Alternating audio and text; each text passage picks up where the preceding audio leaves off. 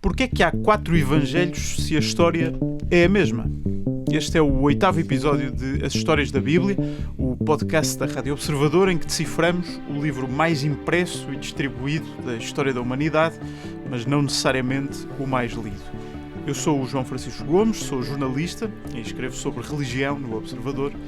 Eu sou o Francisco Martins, padre jesuíta e professor do Instituto Bíblico de Roma. Eu sou o João Basto, padre e colunista do Observador. E todas as semanas, com a ajuda destes dois especialistas, vamos olhar para uma parte da Bíblia e percorrer este livro do início até ao fim. Na semana passada, com o episódio sobre os profetas, terminámos a nossa viagem pelo Antigo Testamento. Agora, vamos entrar no Novo Testamento.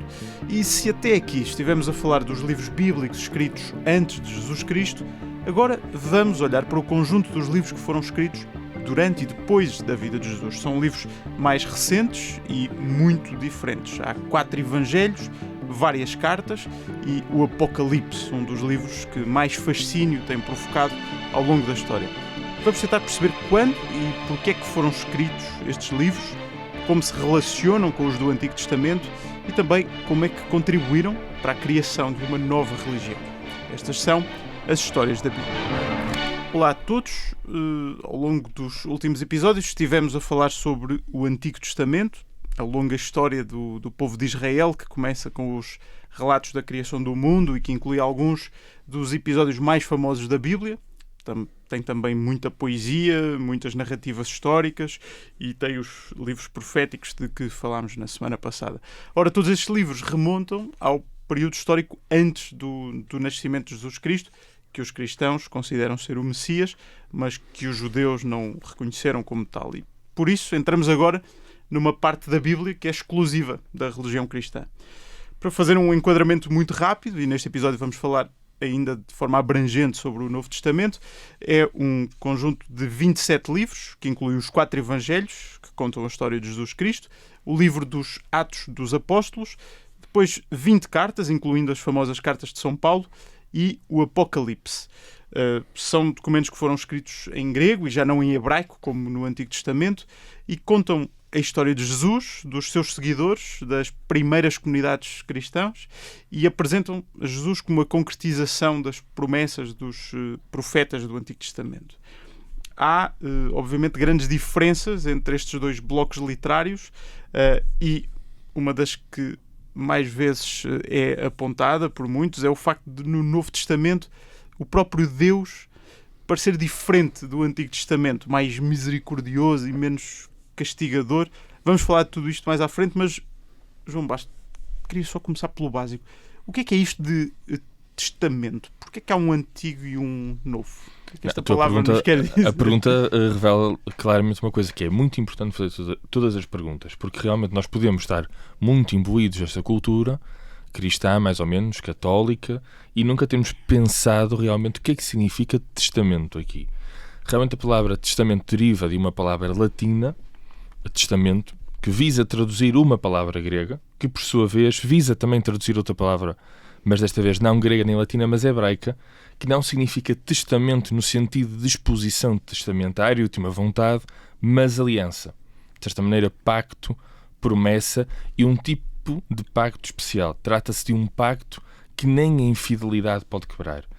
E isso indica, de certo modo, que o sentido da expressão antigo e novo não é outra aliança, primeira aliança e segunda aliança, mas a mesma aliança. O que acontece no Novo Testamento é a mesma aliança, mas renovada. Não há aqui um pacto diferente, não há aqui um Deus diferente, já falámos disso em episódios anteriores. Há o mesmo Deus, agora de certa maneira renovado. Um pacto entre Deus e a humanidade. Sim.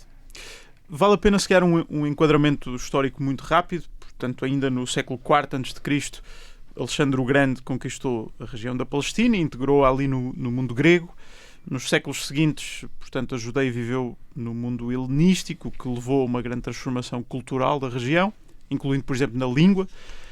E depois, no ano 63 a.C., a República Romana conquistou a Palestina, acabou com o Estado judaico independente que ali existia e implementou, de certa maneira, um Estado vassalo dos romanos. Alguns anos depois, no ano 27 a.C., nasceu o Império Romano, a República passou a ser um império, e a Judeia, politicamente, embora tivesse um rei, estava muito dependente de Roma, que era representada ali na figura do governador romano. E vai ser neste contexto que vai nascer Jesus Cristo. Francisco Martins, tudo isto, todo este ambiente cultural, também influencia os textos do Novo Testamento. Por exemplo, o facto de serem escritos em grego e já não em hebraico, talvez seja um sinal dessa transformação cultural da região. O Novo Testamento nasce num contexto cultural relativamente diferente em relação ao Antigo Testamento e, sobretudo, em relação aos livros mais antigos do Antigo Testamento. Inicialmente há uma certa resistência ao helenismo ou à helenização, sobretudo no século II a.C. Nós temos a famosa revolta dos Macabeus, que é uma família hebraica que vai recusar a helenização e vai estabelecer depois um reino independente. Mas o que é facto é que a helenização acaba por penetrar a língua e a cultura gregas, acabam por penetrar totalmente nesta zona da Terra Santa e da Palestina e dão um colorido particular ao judaísmo do tempo de Jesus, tanto na Terra Santa como noutros sítios, nomeadamente no Egito. Falámos aqui a semana passada da tradução dos 70. Esta tradução em grego das escrituras hebraicas, feita no Egito e que vai ter um impacto imenso não só no Novo Testamento, como no cristianismo e, de alguma forma, através da história. O Novo Testamento é todo escrito em grego. Às vezes alguns investigadores no passado falaram da possibilidade do Evangelho de Mateus ter sido escrito em aramaico e depois traduzido em grego. Hoje em dia a grande maioria dos investigadores não acredita que isto tenha sido assim. Aramaico seria a língua falada... Seria a língua de Jesus, um bocadinho a língua falada. O aramaico substituiu o hebraico como língua falada. O aramaico é uma espécie de espanhol em relação ao português, se o português fosse o hebraico. Ou talvez o aramaico seria talvez o italiano em relação ao português, se o português fosse o hebraico. Este grego do Novo Testamento, o Novo Testamento é todo escrito em grego, é um grego que revela alguma influência do contexto do ambiente semita. Portanto, a língua grega não é uma língua semita, como o hebraico, como o árabe, como o aramaico, etc. É uma língua diferente, indo-europeia. E nas próprias expressões empregues, no estilo adotado, o grego aparece com um colorido muito local. Mas o grego era a língua franca, portanto, a língua utilizada na comunicação naquela época em toda aquela região do mundo. É como o inglês hoje em dia. No fundo, como o inglês, exatamente. E, portanto, o cristianismo, que teve desde o princípio uma vocação mais universal, de ir além das fronteiras do povo hebreu, acaba por adotar o grego como essa forma, como essa língua que lhe permite fazer essa transição mais universal. Porque era mais óbvio escrever, por exemplo, em aramaico, se era a língua que se falava por ali. Exato. Ou seja, a intenção de levar a mensagem para fora das fronteiras. E isso nota-se. Os textos judaicos que vão ser escritos nos séculos seguintes, o famoso Talmud, etc., que é um texto de comentário às leis do Pentateuco, precisamente vai ser escrito em aramaico. Então vamos falar dos livros que compõem o Novo Testamento e começamos, obviamente, pelos Evangelhos, que são os primeiros livros que surgem neste novo bloco de livros. João, que livros é que são estes? E vamos tentar já responder à pergunta que fiz no início do episódio. Se contam a mesma história, a história de Jesus, porque é que são 4 diferentes? Antes de mais, perceber o que é que significa a palavra Evangelho, porque nós hoje damos o nome a estes livros de Evangelho, mas a palavra Evangelho já tinha um uso independente, nomeadamente quando fala de uma boa notícia. É uma palavra que se é usada como substantivo 76 vezes, no Novo Testamento 54 como verbo, e que na edição dos 70 traduz uma outra palavra hebraica que significa anunciar, e que surge muito no contexto do profeta Isaías, daquilo que nós chamamos a segunda parte do profeta Isaías. Ora, os Evangelhos, que não são historiográficos no sentido clássico, não são duas coisas. Primeiro, uma espécie de originalidade, uma obra de estilo original, uma coisa sui generis, que não depende de nada nem ninguém na época, uma espécie de genialidade. nem são uma biografia clássica, porque a biografia só nasce, como nós a entendemos, no século V. Poderíamos compará-la até com aquela ideia romana das vidas. Por exemplo, nós temos as famosas vidas paralelas de Plutarco ou as vidas dos 12 Césares do Suetónio, mas ao passo que neste tipo de obras as figuras que surgem sempre para oferecer uma espécie de modelo moral. São pessoas já reconhecidas. Se formos a Suetónio e a Plutarco, isso é claro. E as obras falam de um conjunto de acumulação de dados com uma pretensão clara de objetividade. Nós percebemos que isso não acontece nos Evangelhos. Nos Evangelhos existe uma deslocação deste universo, mesmo que possamos falar aqui de uma espécie de contágio, existe uma deslocação porque eles não falam nunca da aparência física. Nós não sabemos, por exemplo, a aparência física de Jesus, mas se nós abrimos a vida dos 12 Césares Suetónio, na primeira biografia que aparece, que é de Júlio César, nós percebemos claramente a aparência física de Júlio César. Não falam da sua formação cultural. Em Suetónio e Plutarco é claro que existe permanentemente, nos Evangelhos não acontece. E os Evangelhos não falam de alguém que é propriamente conhecido. Aliás, o seu grande objetivo muitas vezes é mostrar que aquele homem de que eles estão a falar foi rejeitado. Ao passo que em Suetónio e em Plutarco mostra uma espécie de grandiosidade, nos Evangelhos parece haver a obsessão pelo contrário, mostrar como aquele homem foi rejeitado. Era claramente uma pessoa que não seria biografável, mesmo que já tínhamos dito que isto não é propriamente uma biografia, no contexto daquela época. Agora, pergunta, porquê é que há 4 Evangelhos? Primeiro, isto é claro, porque para o mesmo facto temos várias notícias diferentes e, portanto, isso acontece claramente no Novo Testamento. São 4 Evangelhos, Mateus, Marcos, Lucas e João. Nós agrupamos geralmente Mateus, Marcos e Lucas num grupo e separamos João. Chamamos a Mateus, Marcos e Lucas, a partir de 1776, os Evangelhos sinóticos, no sentido em que eles, como a palavra grega indica, têm uma visão de conjunto. Partilham muitas vezes milagres, parábolas, e distinguem-se de João, por exemplo, porque João fala muitas vezes, por exemplo, não fala de milagres, fala de sinais. Ele não fala propriamente em parábolas, não tem parábolas, tem encontros com pessoas, a famosa história de Nicodemos, da Samaritana, etc. E até o relato da Páscoa é às vezes até contraditório e totalmente diferente em 2 pontos. Por exemplo, nós não temos propriamente uma última ceia clássica no Evangelho de São João. Estes 4 Evangelhos, principalmente estes 3, distinguem-se porque claramente têm todos eles uma espécie de autor diferente, um destinatário diferente e têm um contexto diferente em que são escritos. Temos Mateus, que é claramente um cristão judeu culto, que escreve em grego, conhece muito bem o Antigo Testamento, em especial a versão dos 70, e poderá ter escrito na zona da Síria, da Palestina, do século I. Nós temos Marcos, que claramente é um cristão de segunda geração, com um grego muito mais simples. Reparem que até os gregos se diferenciam, e possivelmente terá escrito o Evangelho fora da Palestina. E temos Lucas, com um grego muito mais estilizado, claramente não é uma testemunha ocular. Há na tradição uma certa ligação entre Lucas e São Paulo, profundo conhecimento do helenismo, e que é altamente provável que tenha escrito quer o Evangelho de Lucas, quer os Atos dos Apóstolos, que depois falaremos especialmente na segunda parte.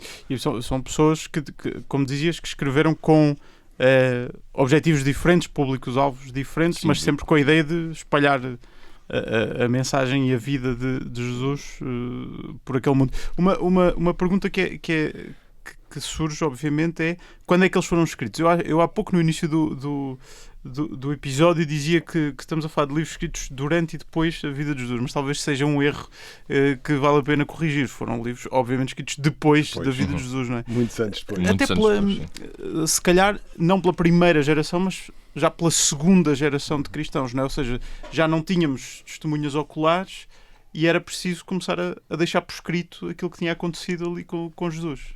Sim, os Evangelhos começam a ser escritos a partir dos anos 70, à volta do ano 70, até ao final do século I depois de Cristo. Provavelmente o mais antigo é Marcos, depois Mateus e Lucas, e depois o João, o último, no final do século I, início do século II depois de Cristo.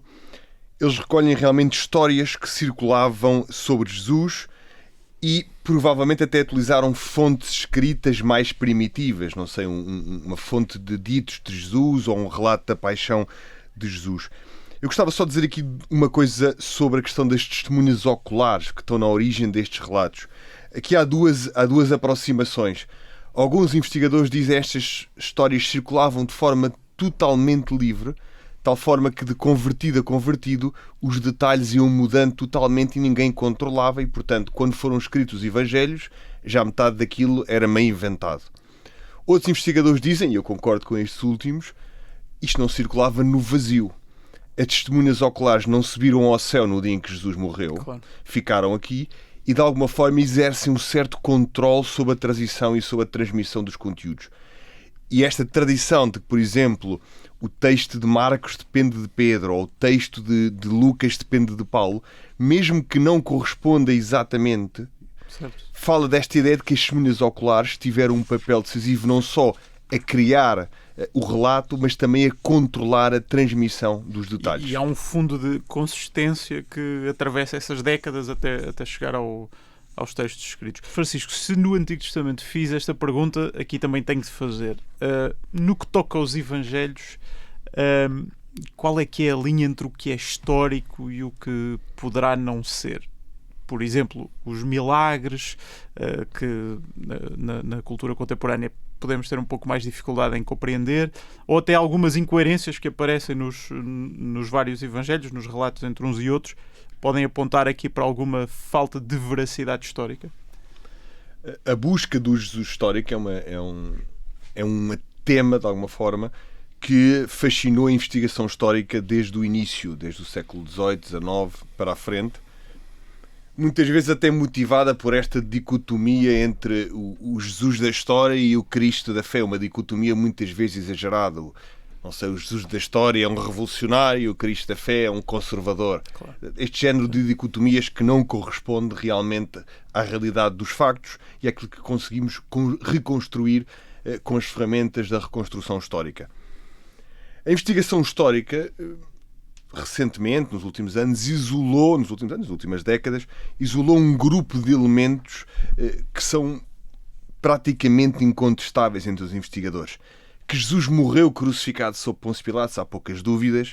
Que foi muito provavelmente um pregador que contou parábolas, também há poucas dúvidas. Há poucas dúvidas que foi um rabi milagreiro. Eu sei que para nós escandaliza-nos um bocadinho.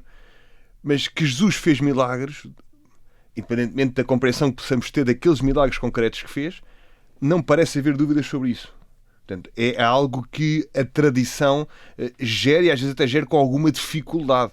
Quando Jesus faz milagres, por exemplo, com saliva, no Evangelho de Marcos, os evangelistas Mateus e Lucas retiram a parte da saliva porque lhes incomoda um bocadinho aquela referência, parece quase magia nesse sentido. Claro. Ou seja, milagres seguramente. Veio muito provavelmente da Galileia, foi muito provavelmente batizado por João Batista. Há, no entanto, espaço para questionar alguns elementos ou a historicidade de alguns elementos que podem ser mais teológicos ou mais de elaboração literária, que servem para explicitar a identidade de Jesus. Aquilo que dizia o João, isto é uma biografia, se é uma biografia muito especial.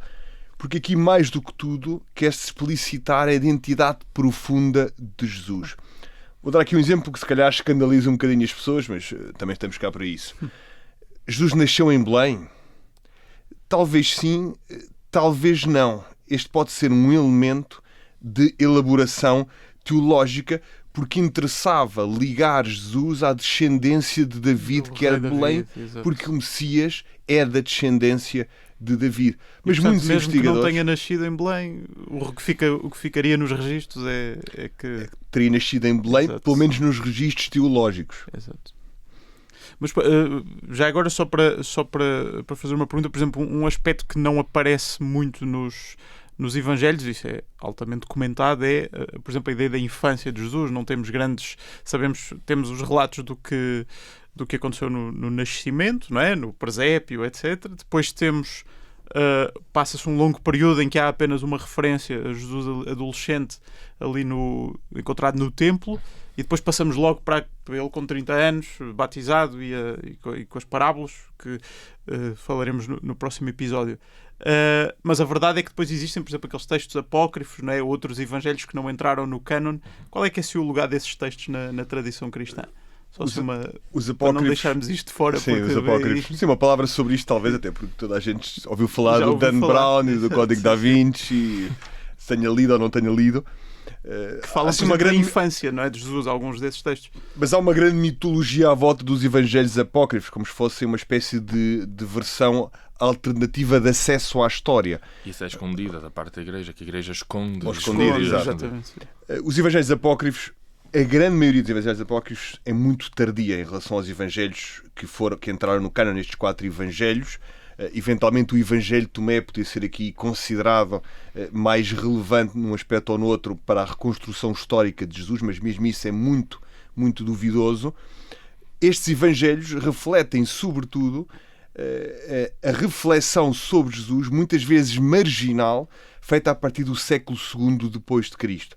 Isto é, comunidades muitas vezes isoladas que começam a desenvolver tradições à volta da figura de Jesus, que pretendem justificar determinadas práticas, a sua própria doutrina, etc. Muitos destes evangelhos são chamados evangelhos gnósticos, que servem um propósito muito diferente daquilo que será o propósito dos 4 evangelhos canónicos. E se nós olharmos e agora pensarmos que realmente os evangelhos têm pouca coisa sobre a infância, se nós descêssemos àquele tempo, se calhar iríamos achar que até são excessivos, ou seja, o facto de o nascimento de Jesus, por exemplo, no evangelho de São Lucas ou de São Marcos, demorar 2 capítulos é excessivo, porque se nós formos ver na mesma linha já referidas obras de Plutarco e Suetónio, o nascimento, a infância, nunca é um ponto de reflexão. Portanto, eles passam logo ao que interessa. Vamos logo ao que interessa, formação, no máximo disto que é filho de não sei quem, e depois vamos ao que interessa. Não estão a perder tempo com a infância, até porque a ideia de infância é uma ideia muito posterior a este momento. João, na próxima semana vamos voltar aqui aos evangelhos com mais detalhe, mas vamos continuar a fazer aqui um sobrevoo sobre o Novo Testamento, e depois dos evangelhos aparece um livro único, muito particular, que é o livro dos Atos dos Apóstolos. Já mencionaste na primeira parte que se acredita ter sido escrito pelo mesmo autor do Evangelho de São Lucas, e até pode funcionar como uma espécie de continuação ou segunda parte do... Sim, acho que é mais ou menos incontestável que nós estamos aqui a falar de um livro que é uma segunda obra do mesmo projeto literário e teológico. Começa com o Evangelho de São Lucas. Nós temos vários indícios dessa continuidade. Portanto, nós temos o mesmo autor implícito, o mesmo destinatário. Reparem que os Atos dos Apóstolos começam no meu primeiro livro, ao Teófilo, e depois começa o prólogo a desenvolver que agora ele vai falar de outra coisa. No primeiro livro falou dos ensinamentos e das obras de Jesus, e agora vai falar da ação do Espírito Santo. Portanto, isto é claro. Há o mesmo estilo helenístico cuidado e a mesma perspectiva histórica e teológica. Vocês às vezes brincam com o facto de eu ter aqui trazer sempre livros quase por segurança emocional. Eu trago aqui um livrinho, tem um esquema que não tive para passar pelos apontamentos, devidamente apontado e com post-it, um post-it laranja, em que o autor do livro mostra uma espécie de como existe aqui uma sequência. Portanto, no Evangelho de São Lucas nós começamos na Galileia, depois passamos para a Samaria, para a Judeia, para Jerusalém, e ocorre a ascensão também em Jerusalém, mais ou menos naquela zona. E o que é que acontece nos Atos? Começa em Jerusalém, na ascensão, vai para Jerusalém, Judeia e Samaria, e depois para os fins, com os confins do mundo. Existe quase aqui uma estrutura quiástica, ou seja, uma espécie de circularidade que nós entendemos, ou seja, entre estes 2 escritos, os Atos retomam onde Lucas termina e fazem o percurso inverso que Lucas faz. Isto mostra que os Atos não são propriamente uma continuação do Evangelho por si só, nem uma espécie de repetição ou apêndice. Não é do género, o Evangelho estava a vender tão bem, vamos fazer exato, aqui por exemplo, como o Dom Quixote, sequela, ou seja, sim. Nós sabemos neste momento que Cervantes escreveu a segunda parte do Quixote porque, por um lado, para fazer frente a uma versão paralela do Quixote, e por outro, porque aquilo estava realmente a ser um sucesso. não é o caso. Estamos a falar de uma obra claramente pensada para isto e que até retoma algo que na cultura grega e latina também era muito comum, a ideia de haver um livro dos atos de uns certos heróis. Havia o livro dos atos de Hércules, o livro dos atos de Édipo, e isso é também, de certa maneira, retomado neste livro. E ajudem só aqui a compreender um pouco o título Atos dos Apóstolos, já nos remete para a ideia de que agora o protagonista, no sentido estritamente literário, já não é Jesus, mas já são os apóstolos, já são os seguidores, já são a segunda geração. Nos Atos dos Apóstolos nós vemos aquilo que é o início do cristianismo, o início da igreja, o início das... Quando vemos, por exemplo, as referências às primeiras comunidades cristãs, é isso que encontramos ali, o primeiro passo da igreja contemporânea, por exemplo. O título é enganador num certo sentido. São os Atos dos Apóstolos. Realmente o livro fala sobre o que acontece com os apóstolos, primeiro Pedro e sobretudo depois Paulo, a partir de certa altura. Mas há um autor cristão, não me recordo agora aqui do nome, que tem esta feliz expressão de chamar ao livro dos Atos dos Apóstolos o livro dos Atos do Espírito Santo. E realmente o livro dos Atos dos Apóstolos centra-se sobre a ação do Espírito Santo que conduz a Igreja. E conduz a Igreja a fazer várias coisas. Primeiro, a dar exemplo como comunidade já em Jerusalém. Aquilo a que te referias, a primeira comunidade que partilhava os bens, que dava um exemplo de comunhão, com problemas. Os livros dos Atos dos Apóstolos também lá têm aqueles que vendem um campo, Exatamente. tiram metade do dinheiro e entregam a outra metade e depois aquilo é descoberto e a comunidade não fica muito contente com a situação. Portanto, há aqui um retrato idealizado, mas também um retrato realista das dificuldades da Igreja desde o início. Mas depois, o Espírito Santo é também aquele que inspira, por exemplo, o partir ao encontro dos não-judeus. Isto parece-nos uma coisa muito óbvia, mas este passo de dizer, atenção, que a salvação no Messias Jesus não é só para os judeus, mas é também para os não-judeus, foi um passo muito importante e difícil na primeira Igreja, e os Atos dos Apóstolos colocam o Espírito Santo a ajudar a Igreja a dar esse passo, nomeadamente Pedro. E depois vemos a história de Paulo, que vai precisamente enviado aos gentios. Aliás, existe sempre aquela expressão que é o Espírito Santo e nós decidimos. É uma espécie de refrão tónico na primeira parte dos Atos. Quando existe alguma decisão, o Espírito Santo e nós decidimos. Isto é particular neste aspecto. Mas consigo lançar a batata quente só para uma resposta muito simples, porque já que mencionamos que o protagonista é o Espírito Santo, conseguimos sintetizar, explicar o que é o Espírito Santo? Talvez seja a personagem da Trindade mais difícil de explicar, não? Talvez dizer que aqui ainda estamos antes dessa reflexão profunda dos séculos seguintes sobre o que significa o Espírito Santo na sua relação com o Pai e o Filho. Isso é a reflexão teológica dogmática posterior. Aqui o Novo Testamento pensa no Espírito Santo sobretudo como o Espírito de Jesus. De alguma forma, um Espírito, isto é, uma parte, de alguma forma, vamos dizer assim, uma parte de Jesus continua ativa na Igreja, a guiar a Igreja, a conduzir os destinos. Até ao fim dos tempos. Muito bem, há outro aspecto que é necessário realçar quando olhamos para o Antigo Testamento. Depois dos Evangelhos e do livro dos Atos dos Apóstolos, entramos num bloco de documentos, o maior bloco de livros do Novo Testamento, que são as cartas. São muitas cartas, temos as mais famosas, que são as cartas de São Paulo, temos também depois cartas de Tiago, Pedro, João e Judas. Francisco, porquê é que tanto do Novo Testamento são cartas? O que é que podemos saber sobre estes textos, sobre os autores, sobre os destinatários? Porquê tantas cartas? Este fenómeno epistolário no Novo Testamento, como tu dizias, é um bloco muito grande no Novo Testamento, reflete a rápida disseminação do movimento cristão logo ali naquela zona oriental do Mediterrâneo. Nós, no final do século I depois de Cristo, 60, 70 anos depois da morte de Jesus e da sua ressurreição para estes discípulos, temos o cristianismo já na Turquia, na Grécia, no Egito, além da Terra Santa, e já a chegar a Roma e aos limites da Gália. Ora, o fenómeno epistolário está seguramente ligado a esta figura de Paulo de Tarso. São Paulo, que começa a um dado momento a escrever cartas. Não começa a escrever cartas logo que se torna apóstolo. Aliás, começa a escrever cartas numa época já mais adulta ou mais tardia da sua vida. A mais antiga das quais é a primeira carta aos Tessalonicenses, que é escrita por volta do ano 50. O que é que são estas cartas? Não são tratados de teologia, tirando talvez um bocadinho a carta aos Romanos, mas são uma forma que São Paulo e depois os outros apóstolos tiveram de se tornar presentes nas comunidades que tinham fundado ou nas quais tinham passado e tinham tido uma atividade apostólica importante. Muitas vezes afrontam problemas concretos. 2 exemplos. Carta aos Tessalonicenses. Qual era a dúvida destes cristãos em Tessalónica, na Grécia?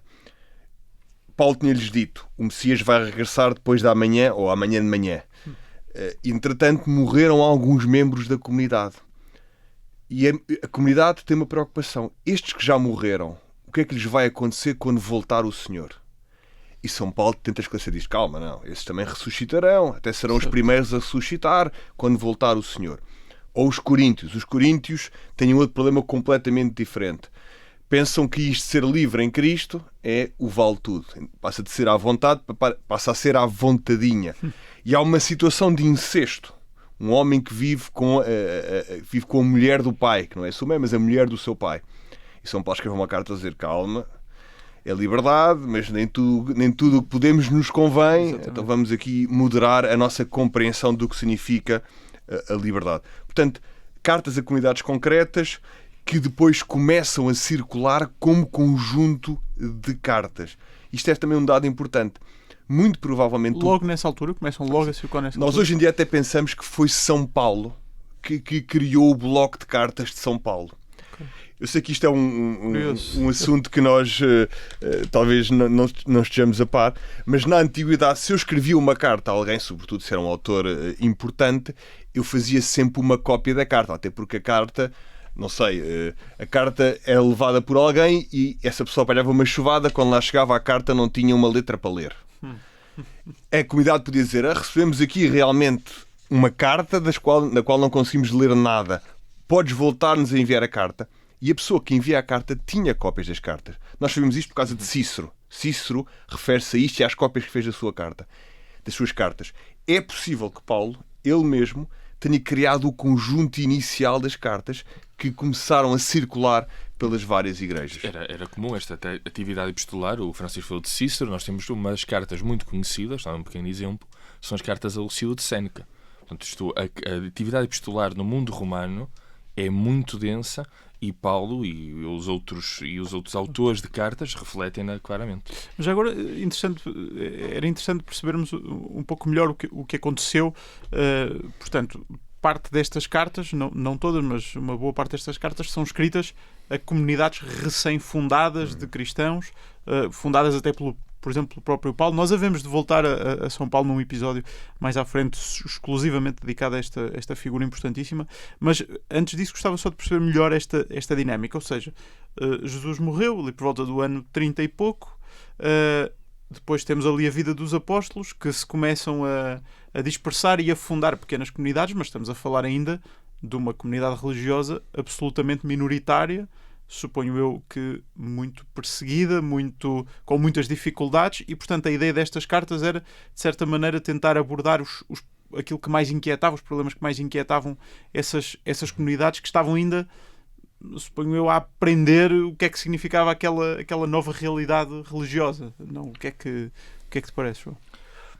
Assim, parece-me que nós, quando estamos aqui a falar das cartas, estamos a falar de um percurso muito lento em que as pessoas vão se apropriando do fenómeno de Jesus e, apesar de ser uma religião que claramente não tem um direito de cidadania, as cartas são até o meio mais fácil de a fazer circular. Eu não tenho propriamente dados sobre a política de repressão do Império Romano, se existiria uma forma até de vasculhar as coisas, mas claramente é uma forma rápida e fácil de disseminar informação. Nós no episódio passado falámos dos influencers, quando falámos dos profetas, estamos aqui a falar de coisas que poderiam ser hoje como mensagens do WhatsApp, coisas fáceis de circular num contexto onde a religião não era propriamente a mais conhecida. Muito bem, nós haveremos no final deste podcast dedicar um episódio inteiro ao último livro da Bíblia, o Apocalipse. Mas se calhar podemos aqui na reta final deste episódio sobre o Novo Testamento tentar levantar um pouco o véu sobre este livro. Nós associamos esta palavra habitualmente a uma desgraça, ao fim do mundo, uma coisa assim meio obscura. Dizemos, vem aí o Apocalipse quando vemos um grande drama. O que é que esta palavra quer dizer e que livro é este? De maneira muito gráfica, nada de zombies nem de vampiros, não há o apocalipse zombie. Okay. O apocalipse não significa catástrofe, podemos ou não.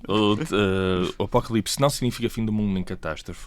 É entendido mais como apocalipsis, no sentido grego, uma espécie de revelação e de desvelamento. Aliás, o título completo do livro é Revelação de Jesus Cristo. Estamos a falar de um livro escrito no final do século I, possivelmente sob o imperador Domiciano, cerca de 95 d.C., embora alguns sugiram o imperador Nero, e as comunidades cristãs, particularmente da Ásia Menor, onde hoje localizamos a Turquia, viviam sob uma pressão e graves conflitos, quer externos, com o Império Romano, devido ao culto imperial obrigatório, quer com as sinagogas locais, onde os cristãos estavam a ser expulsos, mas também havia conflitos internos sobre como lidar com a cultura pagã. Se deveria assimilar a cultura pagã ou resistir. E é por isso que o livro do Apocalipse até começa com as cartas às igrejas. E depois começa com toda aquela linguagem, se calhar, mais surrealista que nós lhe atribuímos com alguma facilidade. Muito simbólica, muito cheia de imagens. Sim, que iremos explorar no último episódio. Exatamente. E veremos de lá voltar. E na próxima semana vamos olhar especificamente para a literatura dos Evangelhos, dos 4 livros sobre a vida de Jesus, e com grande detalhe para a figura de estilo favorita de Jesus, que era a parábola. Até para a semana. As Histórias da Bíblia é um podcast da Rádio Observador com Francisco Martins e João Basto. É apresentado por mim, João Francisco Gomes, e a música do genérico é de Tiago Afonso.